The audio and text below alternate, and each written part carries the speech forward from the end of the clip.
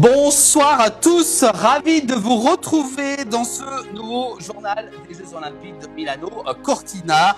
On est très heureux de vous retrouver avec l'ensemble de l'équipe de la Place du Village depuis bientôt 15 jours que nous sommes ensemble chaque soir de la semaine pour faire un point sur ces JO. Et oui, la France qui totalise quand même, l'équipe de France, de 20 médailles. Et pour justement nous accompagner ce soir, vous le savez, depuis quelques jours, avec Marc Garcia, notre consultant sportif de la Place du Village. Bonsoir Marc, depuis Megève. Bonsoir Yann. Bonsoir à tous, salut à tous. Voilà, très heureux de vous retrouver Marc. Hier, il n'y a pas eu d'émission en raison d'un problème avec nos serveurs. Et oui, c'est ça la technologie d'aujourd'hui. Mais tout a été réparé. On était très tristes de ne pas pouvoir retrouver Marc hier soir. Mais voilà, il est là ce soir. On va faire le bilan de la journée d'hier, jeudi, de ces JO. Également aussi celle de ce vendredi, Marc. C'est ça. Aucun souci, c'est vous qui êtes aux manettes, Johan. Voilà. Alors, les aléas, c'est ça un petit peu les aléas techniques. Alors, ce soir, Marc, on va commencer par la journée de hier, jeudi 19 février, avec les médailles qui ont continué à pleuvoir, comme la météo, notamment le bronze olympique qui a été obtenu par Thibaut Anselmet, donc en ski alpinisme. Oui, Thibaut qui fait une médaille de bronze sur cette épreuve olympique. Je dirais pas qu'il est décevante parce que ce qui a tenu jusqu'à maintenant, c'était plus ou moins la patrouille des glaciers, la pyramide qui se trouve dans le Beaufortin, des épreuves de longue distance. Et là, on est plutôt sur des formats sprint. Je pense que c'est pas tout à fait l'image qu'on peut se donner sur la randonnée, en tout cas ce qu'on appelle ça la randonnée ski alpinisme. Mais c'est une épreuve olympique à part entière sur un format beaucoup plus court.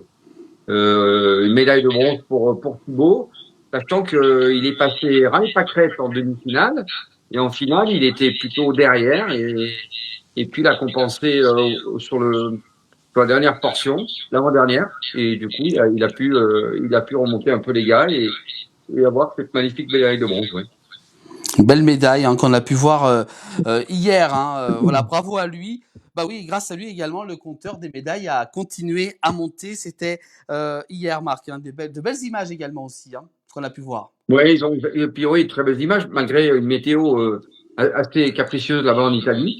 Donc, ça fait partie de notre métier, la montagne, les épreuves, qui sont, comme on dit, outdoor. Voilà, ils ont pris ils avaient comme météo, ce qui était pas apparemment facile pour déchausser, rechausser.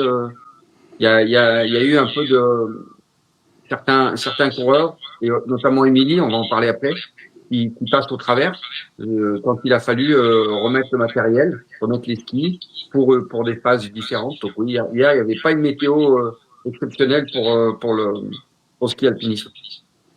Voilà, oui, c'est un petit peu partout en ce moment la météo, ça c'est très compliqué. Voilà donc pour cette médaille de bronze en ski alpinisme. On va continuer Marc avec cette fois-ci, on va parler de médaille d'argent avec Émilie Harop dans l'histoire, notre Française qui justement décroche également une médaille d'argent en ski alpinisme. C'était la toute première médaille française en ski alpinisme sur les Jeux olympiques Milano Cortina. Oui, c'est une nouvelle discipline olympique en espérant qu'en 2030, elle soit toujours là et peut-être même qu'elle puisse évoluer, comme je viens de vous le dire. Alors, Émilie, c'était celle qui avait gagné quasiment toutes les épreuves de Coupe du Monde depuis le début de la saison, la grande favorite. Et à la finale, elle était devant et la Suissesse lui passe devant, vraiment avec grande surprise parce qu'elle a mis un certain temps avec ses qualités de neige à rechausser. Et puis elle s'est fait distancer avant l'épreuve finale, qui est en fait une épreuve un peu comme une espèce de petit slalom géant. Bon, je pense elle était elle-même déçue de pas remporter cette médaille d'or parce que tout le monde s'attendait à ce qu'elle gagne. Mais encore une fois, c'est une épreuve d'un jour, une épreuve olympique. Mais je l'ai écouté ce matin. C'est quand même une médaille autour du cou, une médaille d'argent. Ça reste quand même bien, je pense. Même super bien. Même super bien, voilà, oui. C'est une belle médaille, ce qui également, grâce à Émilie, a fait grimper également. Donc c'est ce tableau des médailles, c'était jeudi. Donc pour cette épreuve donc de ski alpinisme, on espère qu'en 2030 ça va également être pareil, Marc. Oui, oui, j'espère que ce format-là, parce que bon, je viens de vous l'expliquer juste avant avec en évoquant le résultat de Thibaut, c'est que le ski d'alpinisme, c'est en théorie une autre vision des choses, une autre discipline, un peu plus complète, un peu plus longue. Vous savez, autour de chez nous, on a cette fameuse Pyramide, qui est quand même l'événement annuel du ski de randonnée et du ski d'alpinisme. Allez voir dans le Beaufortin, c'était tout à fait exceptionnel. Et c'est une autre vision aussi, et beaucoup plus proche de la réalité du ski d'alpinisme. Hum. Voilà, donc à découvrir hein, pour ceux qui connaissent pas. On va continuer, Marc, avec également encore une autre médaille. Bah oui, hein, ça rigole pas pendant ces JO, avec une médaille de bronze. C'était aujourd'hui, cet après-midi, en biathlon, grâce à notre fabuleux Quentin Fillon-Maillet, hein, qui remporte donc le bronze sur la Master Star, pardon, qui devient donc l'athlète français le plus médaillé des Jeux Olympiques. Eh oui, oui, une belle troisième place. C'était pas acquis, hein, je sais pas si vous l'avez suivi. C'est encore ça fait partie c'est le biathlon. Hein, il y a une course avec pas mal de rebondissements. On l'a vu. Mais pour lui, ça s'est terminé quand même avec cette médaille au bout du bout. Encore avec les deux Norvégiens qui sont devant lui. Mais une très très belle épreuve encore aujourd'hui. Donc on attend la même chose demain chez les femmes qui vont terminer ces épreuves de biathlon par la Master féminine. Voilà, allez, oui, on espère, et oui, encore 2 jours hein, de compétition et voilà les Français qui ont réalisé vraiment de très belles performances hein, durant ces 2 derniers jours et encore aujourd'hui, hein, cet après-midi. Une météo qui était un peu plus clémente, hein, il a neigé, mais après ensuite il a fait beau hein, à la fin. Oui, les conditions étaient très très bonnes. Pour la petite histoire, grande déception de l'équipe italienne, en tout cas chez les hommes. Il y avait Offert qui était là, il y avait chaque autre qui faisait partie des grands favoris, qui a pris d'ailleurs un gros coup de pompe, qui a dû s'arrêter après le deuxième tour, je crois. Donc les Italiens, en tout cas chez les hommes, sont vraiment passés au travers. Chez eux, on les attendait. C'est comme ça. Ça montre encore que les épreuves olympiques sont des épreuves d'un jour. Et c'est pas toujours facile. La pression, c'est l'une des clés qu'il faut gérer pour essayer d'être le meilleur et le plus performant. Puis la fatigue également, hein, au bout de comme bientôt 15 jours hein, qu'ils ont commencé. Bon, ça fait tout juste 2 semaines aujourd'hui que la compétition a commencé. Est-ce que voilà, les organismes commencent à baisser Ouais, le programme du biathlète est très très très dur et très chargé avec notamment l'altitude, hein, puisque là-bas on était à pratiquement un peu plus de 1600 mètres d'altitude. Donc ça se compte comme les organismes. On a vu Éric Perrault arriver, combiné par équipe, par homme, complètement effondré, qui était blanc comme un cachet d'aspirine, qui a eu vraiment du mal à récupérer. Donc oui, l'ensemble des athlètes ont bien souffert avec ces conditions atmosphériques sur une piste très exigeante et surtout en altitude. Oui, surtout en altitude. Et c'était à combien là 1600, un peu plus de 1600 mètres d'altitude, qui est pratiquement, il y a, alors, elle fait partie des grandes classiques de la Coupe du Monde, mais c'est l'une des épreuves les plus hautes lors des épreuves de Coupe du Monde de biathlon. Donc c'est passé, comme vous avez dit, pratiquement une quinzaine de jours là-haut. Ouais. Oui, là, ils sont bien pris. Ouais, ouais. L'organisme donc est très fatigué en raison de l'altitude. Hein. C'est vrai quand on va en montagne, bah, on redescend, on a vite le coup de barre. Hein, on connaît ça, Marc. Hein. Oui, alors vous savez que dans le ski de fond et dans le biathlon, il y a un plafond d'altitude, je crois que c'est 1800 mètres, on n'a pas le droit d'aller au-delà de ça, mais les athlètes s'entraînent, les Français notamment s'entraînent sur les glaciers à 3300 mètres à Chi ou dans d'autres glaciers, ils s'entraînent pour faire un volume, on appelle un travail de volume, mais les compétitions en elles-mêmes, elles ne peuvent pas aller au-delà d'une certaine altitude. Ah voilà, donc au-delà de 1008, ils ont plus le droit de faire Interdiction. d'organiser. Interdiction. Ouais, en tout cas, c'est interdit. Ouais. Voilà, bon à savoir. Merci Marc pour ces précisions. On va continuer Marc avec également cette info. Hein. Aujourd'hui, on va également parler du ski cross. Hein, la doyenne hein, de la délégation, on parlait dans les infos. Marielle Berger Sabatel hein, échoue au pied du podium. En plus, c'était ses derniers Jeux Olympiques à 36 ans. Oui, ouais, on était tous déçus. On a suivi. Il y avait de belles cartouches avec les quatre Françaises qui étaient de mémoire en quart de finale. Après, en demi-finale, elles étaient présentes. Bon, et ça n'a pas fait.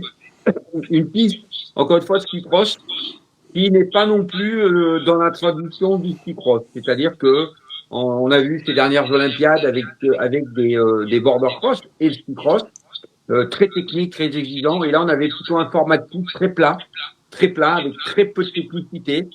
Bon, c'était le choix des organisateurs, ce qui n'est en général pas en notre faveur. Nous, les Français ou les Françaises, on est plutôt des techniciens. Bon, on est plus techniciens que glisseurs. Et là, pour le coup, ben, ça s'est joué aussi à peu de choses. Ça fait un moment qu'elle est là. Et, ben oui, elle tire sa révérence.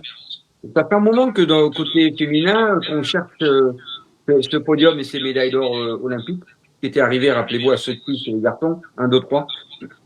À l'époque avec Ophélie David, pour ne pas la citer, qui n'était jamais arrivée à avoir l'or olympique, or qu'elle faisait partie des grandes favorites. Et là, ben oui, à 36 ans, c'est bien parce que c'est un sport aussi très dangereux, très exigeant. Donc avoir une belle maîtrise parce que les quatre de fond, on a vu surtout en général des grosses gamelles. Donc, mais là, une piste à mon avis pas suffisamment exigeante pour nos skieurs français. On verra demain, parce que demain il y aura les hommes.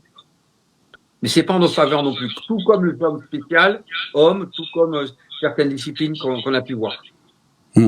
Alors, quel est l'âge moyen, justement, d'un athlète Oh, avant d'arrêter sa carrière, quoi? oh, il y a pas de, il y a plus d'âge moyen maintenant. Vous savez, avant, on disait qu'à 23, 24 ans, si vous n'aviez pas percé, ben, votre carrière était terminée. Hein. Pour les garçons et encore plus jeunes chez les filles. Depuis un certain nombre d'années, les choses se sont sérieusement inversées. Je crois que c'est une question de motivation, c'est une question aussi de condition physique, de pas non plus se blesser tous les ans. Et vous avez des athlètes qui sont capables, en tout cas tout comme les femmes, parce que comment elle s'appelle la Suissesse qui fait deux aujourd'hui, Fanny Smith, elle est aussi, je pense qu'elle a pas 28 ans de mémoire, elle a dépassé la trentaine et elle fait une médaille d'argent aujourd'hui. Oui, comme quoi, oui. Voilà, donc il n'y a pas d'âge du tout, donc on peut, tant qu'on peut, on continue, c'est ça? Bah après, on n'en a pas non plus à l'appel. On avait, nous, chez les féminines, par exemple, une Sévonne qui était la plus vieille avec 41 ans, mais ça reste une Sévonne. Chez les garçons, pour certains, on n'est pas loin de 40 ans, mais en tout cas, dans le domaine du ski alpin, c'est des âges un peu limites. Je crois que dans le snowboarder cross, il me semble avoir un Américain qui était pas loin 40, 44 ans. Bon, ça reste quand même des exemples, mais ce n'est pas non plus la généralité. Voilà, voilà pour donc au niveau de l'âge, hein, donc pour les athlètes, hein, voilà, donc il n'y a pas du tout d'âge, voilà, tout dépend, voilà, les conditions physiques, comme vous dites, Marc, hein, c'est très important. On va regarder quand même un petit clin d'œil sur le tableau, hein, de ces médailles, à dater de cet après-midi. La Norvège qui domine, hein, toujours, hein, les Norvégiens, 37 médailles, Marc, quand même, puis suivi des États-Unis qui sont remontés devant l'Italie, 27 médailles. Puis l'Italie donc qui est troisième avec 26 médailles. Les Pays-Bas également avec quand même 17 médailles. Hein. Ils ont eu un peu plus une médaille d'or en plus, ce qui fait beaucoup jouer, hein, au niveau des classements. L'Allemagne cinquième avec 22 médailles et puis la France quand même qui tient toujours, hein, avec 20 médailles dont 6 en or. C'est quand même une belle performance pour les Français. Hein. Oui, très bonne. Pour l'instant, je pense que c'est bien. On est passé aussi, hein, on a eu aussi beaucoup de quatrième, cinquième place, comme d'autres équipes aussi. Bon, pour l'instant, c'est un bilan satisfaisant. Je noterai que les Hollandais, ils ont fait une razzia sur notamment le patinage de vitesse, le short track. C'est quand même leur discipline de prédilection, hein, les Hollandais.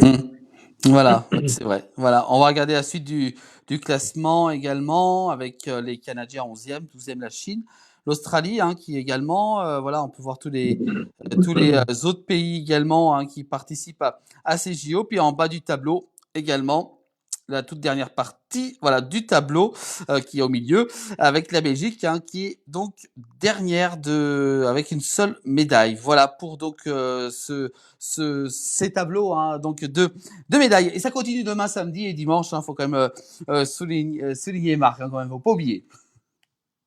Oui, exact. Je crois qu'après, vous allez avoir le tableau du programme de demain, si je me trompe pas, de mémoire. Voilà, on va regarder le tableau de demain, samedi 21 février, avec du bobsleigh dès 10h, ensuite suivi du ski acrobatique saut par équipe mixte finale 1 et 2. Ensuite, vous avez du ski de fond, du 50 km classique en ligne homme à 11h. Ensuite, à midi, vous avez du ski acrobatique ski cross qu'on a pu voir cet après-midi. Homme des 8 ES à la finale. Ensuite, vous avez le ski alpinisme relais mixte à 13h30, du curling bronze également, filles à 14h. Ensuite, vous avez du biathlon avec le 12 km 5 donc à 14h15. À 15h, vous aurez du patinage vitesse mass start également qui sera à partir de 15h. Puis ensuite, vous avez à 19h le soir du bobsleigh de retour avec la manche 3 et 4. Du curling avec la finale homme à 19h05, 19h30, vous aurez du ski acrobatique, cette fois-ci avec la finale 1, 2 et 3, et à 20h40 du hockey bronze homme. Voilà, donc une grosse encore journée de demain, samedi 21 février. Est-ce que les Français ont encore de la chance de ramasser quelques médailles demain? Alors évidemment, on a donc le ski cross homme demain. On a de belles cartouches demain. Avec Yuri Duplessis, on a les gars de Barcelonnette là-bas. On a une belle équipe chez les hommes. On a le biathlon féminin. J'entendais tout à l'heure les commentateurs qui disaient si demain les filles pouvaient nous faire 1, 2, 3. Ah. Bon. Ça, c'est un bel exploit. C'est un bel exploit pour finir en beauté. Après, vous avez toutes les autres épreuves. Alors, la particularité, ce qui me semble, pendant très très longtemps, pendant beaucoup d'Olympiades, vous savez que la dernière épreuve olympique, c'était le 50 km ski de fond. C'était une tradition. Les 50, on terminait par 50, parce que je pense que c'était déjà depuis 1924 et les Olympiades, même avant, parce que je me souviens, quand je vois le 50 km, ça fait penser à Jean-Paul Pierrin en 1980, la Classide. C'était parti vraiment des grands favoris et qui malheureusement s'est fait doubler. Il y a un mec qui partait de lui, un Russe totalement méconnu, qui l'a doublé et un vrai m'expliquer. Et donc ça faisait partie des grands champions français. Et les 50 km, c'est vraiment un monument du ski de fond. C'est une épreuve qui est vraiment à regarder. Parce que les mecs, pendant 50 km, maintenant, ça va vite. Voilà donc voilà pour le programme donc de demain samedi, puis également aussi dimanche quand même pour la toute dernière journée de ces Jeux Olympiques qui a passé très vite. Dimanche avec du bobsleigh dès 10h. Ensuite, vous aurez du ski de fond, du 50 km classique ligne femme. Ensuite, voilà, à 11h, voilà. À 11h, vous aurez du curling finale femme. À 14h10, du hockey avec la finale homme cette fois-ci. Et à 20h, la cérémonie de clôture. Voilà, donc ça, c'est pour dimanche. Ouais, encore une belle journée pour dimanche. Voilà, donc voilà, ça c'est jusqu'au bout, ça dure vraiment jusqu'aux derniers instants. Voilà, donc pour ces Jeux Olympiques qui sont passés très vite, Marc. On n'a pas vu les 15 jours passer. Ouais, c'est une densité absolue sur les épreuves. Oui. Quelle Olympiade d'ailleurs, quelle Olympiade. Ouais, très beau événement et super bien, tout s'est bien déroulé. On va continuer, Marc, avec les questions des téléspectateurs. Je vous rappelle, n'hésitez pas à le faire en direct sur Facebook, sur YouTube, sur Twitch. Vous pouvez donc poser vos questions en direct à Marc. Il vous répondra bien entendu sans problème, avec également la première question. Les rumeurs concernant le départ du président du COJOP se précisent. Nos politiques ne se livrent-ils pas une bataille de coq délétère? C'est certainement l'une des preuves, oui, puisque là on parle de Edgar Gros-Piron. Oui, après, vous savez aussi bien que moi que les Jeux Olympiques ne sont pas non plus l'affaire que d'un homme, mais aussi d'une structure et des décisions politiques, parce que Et l'un ne va pas sans l'autre. Et là, aujourd'hui, ça fait un petit moment que c'est la valse. Et là, on parle éventuellement du départ de Gargot-Piron. Oui, effectivement, là, c'est plus qu'une rumeur, je pense. Et c'est plutôt inquiétant. Oui, on a pu voir dans quelques articles de nos confrères l'équipe qui en parlait durant ces derniers jours. Oui, c'est inquiétant, mais c'est même si vraiment c'est confirmé, voilà, c'est vraiment regrettable parce que c'est quand même une figure du monde de la glisse. Oui, oui, rappelez-vous qu'il y avait Martin Fourcade, qui était au départ et qui lui-même avait pris sa propre décision de partir par rapport, à mon avis, à un des choix et des décisions politiques que, en tout cas, en ce qui me concerne, que je ne connais pas. Mais oui, ça a l'air d'être un réel problème. Et le problème est d'autant plus important, c'est qu'il est un peu comme les Alpes italiennes, c'est qu'on a du nord au sud, qu'on aura le plus au nord, ce sera l'Accusat Grand Bornand, pour aller au Ouais, sud, à Nice, ça peut aller très avec très loin. toute la difficulté de la montagne, les réseaux, les télécommunications, les communications, les stades, les sites. Il y a quand même certains, il y a quand même, c'est un sacré chantier. Et là, bon, oui, comme on dit dans le jargon, ça brasse beaucoup. Oui, ça brasse beaucoup. Avant, justement, c'est vrai qu'ils là, ils ont 4 ans vraiment pour tout organiser. Ça demande vraiment du travail tous les jours. C'est intense quand même. C'est Oui, beaucoup et et beaucoup quand de vous dites stress. oui, quand vous dites 4 ans, n'oubliez pas que vous avez déjà des épreuves pré-olympiques. C'est-à-dire que théoriquement, ça doit être prêt dans 3 ans. Oui, en plus, voilà, C'est-à-dire donc qu'il c'est y a des obligations au niveau des sites d'avoir les épreuves olympiques pour préparer les Jeux olympiques.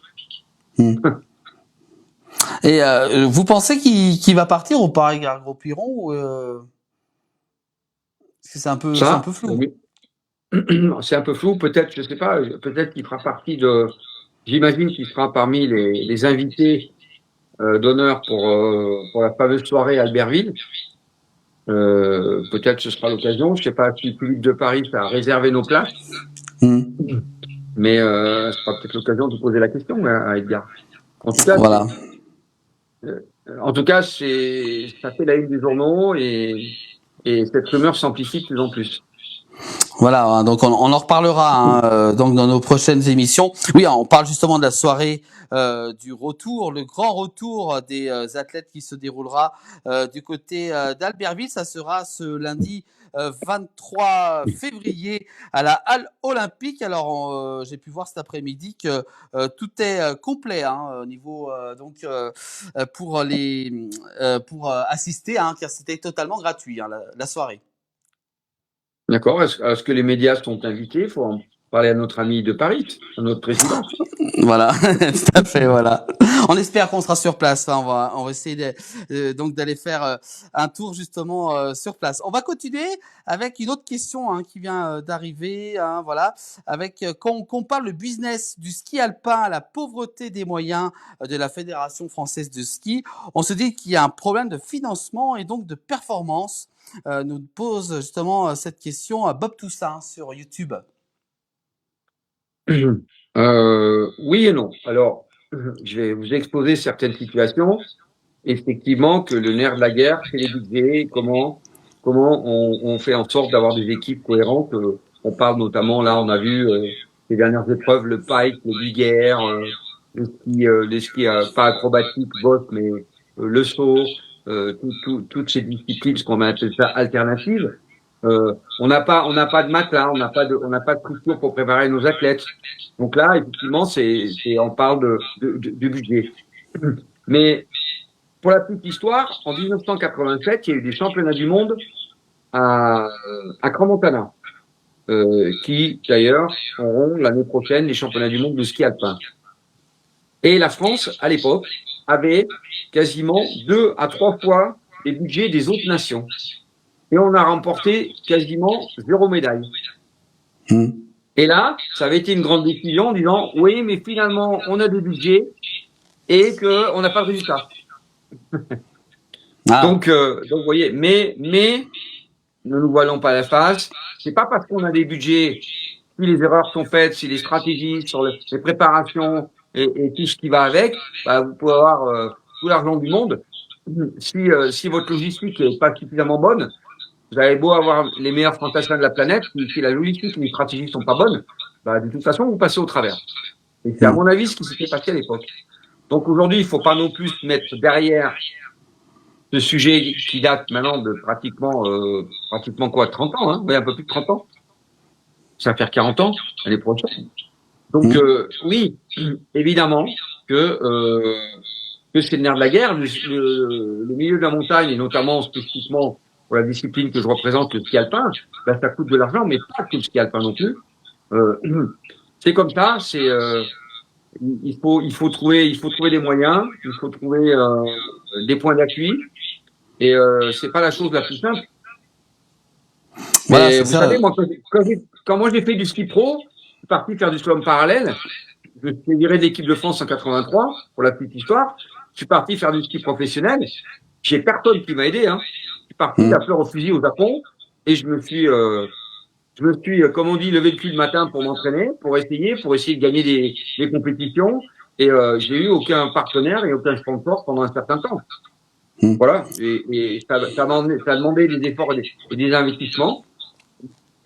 Et je peux vous avertir que si pendant ma carrière de type de France de ski, j'avais déjà eu cette expérience de skieur professionnel et non pas être tout le temps assisté, je pense que j'aurais pu être meilleur dans ma carrière d'amateur aussi. Voilà, oui, vous avez connu ça sans sponsor, sans rien. Et ensuite, c'est dû comment l'histoire avec les sponsors sont venus vers vous ou c'est vous qui avez fait la démarche? Comment ça s'est passé justement à l'époque? Déjà, hein, sans les sponsors, voilà, c'est un peu compliqué. Ah Hein. ouais, à l'époque, quand je suis parti, donc on m'a carrément exclu de l'équipe de France en 84, hein, 23 ans, troisième slalomeur français, trop vieux. Et donc, par dépit, déception, je voulais tout arrêter, être entraîneur. Et puis d'un seul coup, André Bacheleda, Saint-Gervais, et puis la société Dynastar, André me dit, mais toi, on va faire du ski professionnel, tu verras, tu seras champion du monde dans 5 ans. La société Dynastar m'avait proposé un contrat, me payer mon billet d'avion et des primes pour les 4 premiers. Et puis j'avais pas d'argent sur mon compte bancaire. Et donc je me suis entraîné, j'ai fait des travails à droite, à gauche, et je suis parti pendant 4 mois au Japon, sans trop gagner de course au début. Et puis après, j'ai gagné, j'ai fini deuxième du circuit, et l'année suivante, j'ai pu avoir des sponsors, obtenir des sponsors au Japon. Et d'année en année, j'ai gagné, d'année en année, j'ai eu des sponsors, j'ai eu des partenaires, jusqu'à même avoir eu comme sponsor les Yakuza japonais. Ça va vous faire rire. Et j'ai eu un sponsoring avec les Yakuza japonais. Et pour le coup, de toute façon, tu gagnes une course, tu gagnes de l'argent, tu gagnes pas de course, tu gagnes pas d'argent. Et là, il y a pas de technicien, il y a pas d'entraîneur, il y a personne. Et donc, vous savez pourquoi vous entraînez, vous savez pourquoi vous vous mettez au boulot, vous savez pourquoi vous mettez vos chaussettes le matin. Et pendant toutes mes années d'équipe de France, la seule chose que j'ai pu, en ayant vécu cette expérience-là, me dire que j'étais un peu aussi trop assisté. Voilà, donc alors on commence sans sponsor et pour les avoir, il faut réaliser des résultats et ce qui vous a justement emmené votre carrière alors finalement. Exactement, c'est ce qui m'a amené ma carrière. Mais là, on est dans un système qu'on appelle un système professionnel. Quand vous faites partie d'une équipe de France, vous faites partie d'une structure et une équipe de France ou une équipe d'Autriche ou une équipe de Suisse ou toutes les équipes aujourd'hui. Vous êtes aussi tributaire des règlements, des partenaires, d'un certain nombre de choses qui sont organisées par toutes les fédérations. Alors, justement, votre carrière était très dense, hein, je pense, après, au fur et à mesure. Alors, comment on arrive à contrôler justement tout ça? Parce que, voilà, on voit notre carrière évoluer, votre carrière a évolué petit à petit. Et comment contrôler justement, voilà, c'est pas évident quand même. Vous voulez dire contrôler quoi? Contrôler par exemple les compétitions, les fers et tout, c'est quand même, ça demande beaucoup de travail, quoi. Oui, mais finalement, vous voyez, vous, quand vous arrivez et que vous travaillez là pour la lutte Mont-Blanc, c'est vous qui prenez votre ordinateur, c'est vous qui vous mettez au boulot. Dans la vie courante, les gens se mettent au boulot pour travailler pour eux-mêmes, pour gagner de l'argent. C'est la même chose dans le domaine du sport. Parce que le sport, c'est de toute façon, c'est une partie C'est dans la vie le sport. Donc la vie, elle est comme ça. Quand vous voulez réussir, il va falloir vous lever le matin, faut travailler. De temps en temps, vous avez des succès, de temps en temps, vous n'en avez pas. Et voilà. Mmh. Donc si vous voulez, Mmh. moi je me suis programmé pour essayer d'être champion du monde de ski professionnel. Après tant d'années, je savais que si je gagnais, et donc j'ai cherché, j'ai étudié, j'ai autant physiquement, techniquement, mentalement, au niveau de la recherche du matériel, pour essayer d'être le plus performant, pour me permettre de gagner suffisamment ma vie pendant les périodes d'hiver. Et voilà, donc j'ai eu personne, je peux vous assurer que, mis à part à l'époque Dina Sarr qui m'avait aidé et Jean-Claude Pigny, pour ne pas le citer, Mmh. j'ai personne qui m'a aidé, moi. Hein. Personne qui m'a aidé. Hein. Mmh. Je suis vraiment parti la peur en fusil au Japon sans un tout. Mmh. Voilà, donc ouais, voilà. Et justement, votre carrière, que vous avez fait un bon petit moment. Comment je voulais dire, est-ce que c'est justement, vous avez fait beaucoup de sacrifices? Est-ce que vous avez fait des sacrifices quand même pendant votre carrière pour pouvoir réussir? Moi, je dirais pas des sacrifices parce que quand vous avez des objectifs, moi depuis tout petit, je voulais être champion du monde, quel que soit, ou champion olympique, quel que soit le domaine dans lequel j'allais, parce que Jean-Claude Killy, Guy Périllat, Lacroix et, euh, François Bondieu et j'en passe et les meilleurs, Adrien Duvillard et tous les champions qu'on a eu des années 60 à 70 et même après, sont des gens qui m'ont fait rêver. Donc je savais que ça allait être une partie qui n'était pas spécialement simple. Après, si vous voulez, c'est le rêve et la passion qui m'ont animé essentiellement dans les moments difficiles. Mmh. Et que voilà, Donc le après, rêve. oui, Ouais. c'est pas facile. C'est pas facile, je vous rassure. Mais Oui. moi, je l'ai fait, je l'ai réussi et j'en suis entièrement satisfait. Vous savez, quand on vous met dehors d'une équipe de France à 23 ans en prétextant que vous êtes trop vieux et que vous êtes quand même troisième seulement français, je pense qu'il y a moyen que ça vous mine bien la tête. Et à défaut de pas être aigri, je suis quand même parti et me prouver d'abord à moi-même ce que j'ai fait et j'en suis. Et aujourd'hui, les athlètes que j'entraîne, pour être clair avec vous, Mmh. notamment les Japonais, j'essaye de les rendre un peu plus professionnels. C'est-à-dire que il faut qu'ils se lèvent le matin, il faut qu'ils décident eux-mêmes, qu'ils partent avec la banane, avec le sourire, et pas toujours avec un assistanat constant de la part de Marc. Moi, je suis là pour les aider, pour leur amener une direction, mais pas que ça. Et je pense que euh, c'est peut-être certainement des points faibles qui seront à travailler dans certaines équipes d'ailleurs. Pas que nous Mmh. les Français. Mmh. Donc en fait, vous transmettez ce que vous avez fait dans votre carrière, finalement. En tout cas, j'essaie je vis pas avec le passé, mais l'expérience avec tout ce que ça a été, de m'avoir envoyé au casse-pipe pendant X années, à tort et à tort plus qu'à raison d'ailleurs, ben c'est de l'expérience pour me dire, ben aujourd'hui, ok, on fait ça, mais quelle est l'expérience que j'ai vécue pour essayer de la transmettre le mieux possible pour mes athlètes, oui. Mmh. Voilà donc une belle explication, hein, justement. Voilà, on connaît pas trop non plus des fois les carrières, hein, de chaque athlète, et voilà, c'est bien d'apprendre également comment on fait pour avancer. Et vous avez avancé justement tout au long de votre carrière, Marc, et comme les athlètes actuellement, hein, ils sont un peu pareils. Oui. J'entends sur différents sujets des consultants. Ah ouais, mais le pauvre, il a dû y aller, il a dû se lever, il est parti à l'étranger. Ben, vous savez, Mmh. il y a rien d'exceptionnel. Hein. Mmh. Il y a rien d'exceptionnel, c'est qu'à un moment donné, vous êtes obligé de vous prendre par les mains, de trouver des partenaires, trouver des sponsors. Rien n'est facile, je vous l'accorde, parce que en théorie, là, on est dans des cursus où on dépend d'un comité olympique français ou des fédérations aussi.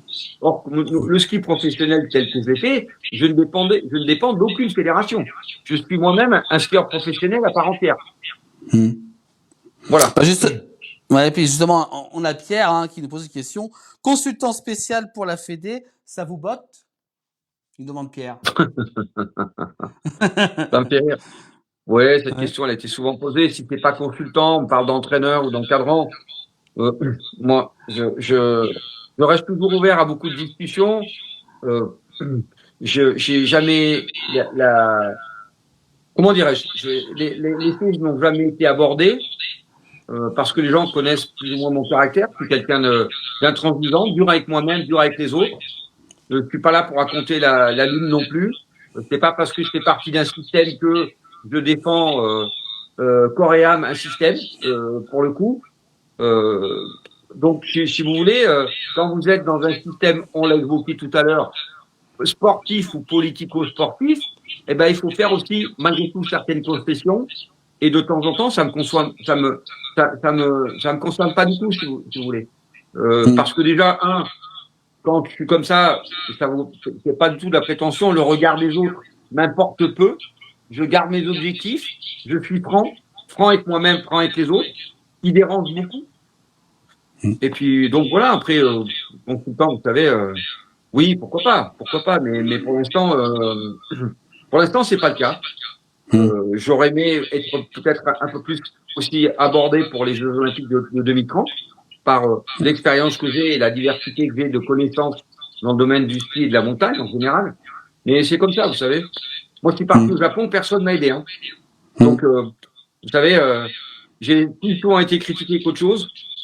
Et aujourd'hui, je suis totalement fier d'avoir réussi ce que j'ai réussi avec et le ski professionnel et les championnats de démonstration. Bah, une belle carrière, Marc. Voilà. Ah, donc pour cette question que Pierre nous posait justement par rapport en étant consultant spécial pour la fédération. Voilà pour ces questions. J'ai pas d'autres questions pour l'instant, Marc. Alors une dernière question quand même que je vais vous poser. Justement un bilan de ces 15 jours de ces Jeux Olympiques qui vont se terminer dimanche. Dites-nous un petit peu ce que vous avez pensé de ces JO, de ces 15 jours. Moi, je suis toujours très j'adore les Italiens. Vous savez que j'habite pas très loin. Hein, l'Italie est derrière. On attendait de voir justement ces 4, 5 sites différents. On avait expliqué dans les médias que les sites n'étaient pas terminés, que c'était la pagaille dans tous Au début, trucs. ouais. J'ai pas vu ça, en tout cas à la télévision.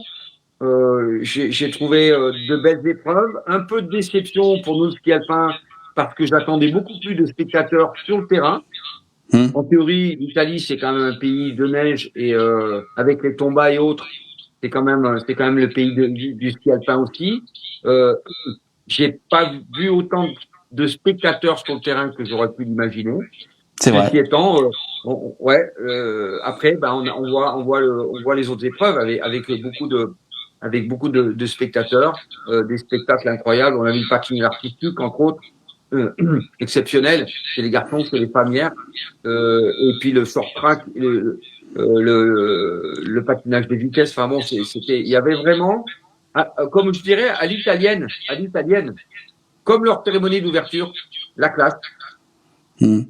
Oui, c'est vrai, une très belle cérémonie qu'on a pu voir. Et puis dimanche, c'est la cérémonie de clôture. Alors pourquoi, d'après vous, il y a eu très peu de spectateurs dans certaines disciplines? Alors ça, je peux pas vous dire, je suis trop à distance. Vous savez, tant que vous n'êtes pas vraiment dans le domaine et que vous ne vivez pas au quotidien avec eux, c'est difficile de répondre pour vous donner tous les éléments. Je ne sais pas, mais ça a été une grande surprise quand même. Parce que à Turin, il y avait beaucoup plus de spectateurs sur les pistes. Enfin, au bord des pistes. Au bord des pistes, ouais. D'accord. Alors justement, voilà, donc pour ces JO de ces 15 jours qui se sont déroulés, on a pu vivre ensemble avec Marc les résultats, on a pu également les analyser, les commenter. La suite pour après les JO, donc on se projette déjà sur l'après JO. Qu'est-ce qu'il va y avoir comme compétition? Parce que ça continue pour eux. Ouais, bien sûr, il y a les épreuves de Coupe du Monde qui vont continuer. Pour les garçons, pour les filles, en tout cas nous en ski alpin, mais dans beaucoup d'épreuves. Il y a, la saison ne s'arrête pas maintenant, la saison ira jusque pratiquement fin mars, dans toutes les disciplines, à mon avis. Après, les épreuves, par exemple, de hockey sur glace, c'est les championnats individuels qui vont reprendre, championnat américain, championnat canadien, championnat européen, français, et suisse et autres. Mais il y aura encore des épreuves de combiné nordique. Il y aura encore des... Excusez-moi, je coupe le téléphone. Vous êtes toujours là? Oui. Voilà. Parce que je vois plus. Il y a quelqu'un qui est en train d'appeler Marc. C'est bon? Je vous vois plus, moi. Ah bah oui, plus, bah voilà. Bon, bah alors décidément. Voilà, quelqu'un vous a appelé entre-temps. Bon, voilà, c'est ça aussi le direct. Bon, je vous entends, Marc, moi, par contre. Bon, Et on vous parfait. voit. Ouais. Et on vous voit. Ouais. Ah bon, d'accord. En tout cas, juste pour vous dire que normalement, je pense que lundi, alors on va voir avec si on peut être avec Philippe de Paris, toujours Albertville, pour avoir bah, de nos champions, Réaction. leur poser deux, trois questions. Voilà, donc là, je vous rappelle que lundi, c'est le retour du drapeau olympique, également des athlètes, la délégation française, avec un événement du côté de la Halle olympique d'Albertville. Ça commence aux alentours de 17h, ce que j'ai vu. Plus de 6500 spectateurs gratuitement sont attendus. Il fallait réserver sur Internet. Bon, ça a été bien entendu pris d'assaut directement sur Internet. Donc, il n'y a plus du tout de place pour pouvoir rentrer dans la Halle olympique. Mais on essaiera avec Marc et Philippe, peut-être qu'ils essaieront d'être sur place pour nous faire quelques reportages et surtout les réactions. On espère tout ça donc lundi, Marc. Oui, et puis de toute façon, nous, peut-être qu'on se retrouvera mardi pour faire le point complet sur les dernières épreuves des Jeux Olympiques. Voilà, de ce week-end qui continue demain, samedi et dimanche pour les 2 dernières journées de ces Jeux Olympiques. Voilà voilà pour ce journal des JO. Merci beaucoup Marc de nous avoir accompagnés pendant ces 15 jours. Puis mardi, on fera un bilan complet sur donc ces JO. Ouais, avec grand plaisir, avec grand plaisir. Voilà, qui a été une belle réussite, que vous avez dit, pour notre délégation française. Où il y a actuellement 20 médailles. Il reste encore demain, samedi et dimanche. On en reparlera dès mardi, puis lundi, on espère pour pouvoir être sur place du côté de la Halle olympique d'Albertville pour vous faire vivre justement ce retour de la délégation française, qui est un très beau moment à vivre avec la place du village. Voilà. Merci beaucoup Marc de nous avoir accompagnés dans ce journal des JO pendant 15 jours. Mardi, on reviendra bien entendu à notre 19h sport avec notre version normale donc du sport et on continuera à parler encore de la glisse avec les Coupes du Monde qui vont se dérouler dans les prochaines semaines. Avec grand plaisir, avec grand plaisir. Alors, toujours Voilà. pareil, sécurité absolue. Je félicite le maire, je crois que vous avez parlé du maire de la Clusaz, je crois. Oui. Ouais. Ben, je trouve que c'est une très bonne décision de sa part. Parce que vu qu'on est 5 sur 5 et ça n'empêchera pas globalement, or que là, s'il y a un arrêté, au moins c'est clair, net et précis. Voilà, et il l'a décrété hier, justement son arrêté pour tous les domaines skiables de la Clusaz. Voilà. Bravo. Ça a peut-être donné des idées à d'autres maires, on ne sait pas. J'espère. Voilà, des fois quand il y en a un qui commence, les autres des fois ils suivent. Des fois ça arrive. On l'espère, comme vous dites Marc. Merci beaucoup de nous avoir accompagnés pendant ces 15 jours pour ce journal des JO. Vous reviendrez lundi, peut-être avec Philippe sur place pour cette grande soirée qui va commencer, je crois, vers 17h. Et puis mardi, on reviendra, bien entendu, et on fera un bilan complet sur ces Jeux Olympiques. Voilà, Marc. Super, merci Johan, merci à tous. Et puis, voilà. puis bon week-end. Voilà, merci beaucoup de nous avoir accompagnés pendant ces 15 jours. Chaque soir, on a donc avec Marc, on a un petit peu pris Marc tous les soirs pour pouvoir faire ce bilan chaque jour. Voilà, c'était un petit peu une nouveauté qu'on voulait vous proposer. C'est une première et on est très content de l'avoir fait avec vous. Merci, c'était cool. Alors tout à l'heure, moi j'ai eu une journée de ski. Derrière, je allais faire du ski de fond et je vous ai dit, oula, je viens juste d'arriver, Johan. J'arrive du ski de fond, je vais aller faire un tour de 10 km et puis, oula, j'ai plus le temps de me changer et prendre ma douche pour être en direct avec vous. Voilà, toujours à l'heure, Marc, toujours là, ne vous inquiétez pas. Bon. Merci beaucoup, Marc, merci. de nous avoir accompagnés dans ces JO. Tous les journaux des JO ils sont à revoir en replay sur Facebook, sur YouTube et sur TikTok. On peut revoir tous ces journaux des JO, cette quinzaine olympiade qu'on a pu partager avec Marc et avec vous également qui vous avez pu participer à cette émission. Merci beaucoup, Marc. On se donne rendez-vous lundi peut-être même sûrement, je pense, du côté d'Albertville. Et mardi, on sera donc de nouveau ensemble pour faire un point complet sur ces JO. Voilà. Génial, génial. Merci, Johan. Voilà, merci beaucoup Marc pour nous avoir partagé ces moments de sport pendant ces quinzaines olympiades. Merci également aussi à vous de nous avoir suivis. Merci Marc, à mardi. Belle soirée. Salut, Johan. Bonsoir à tous.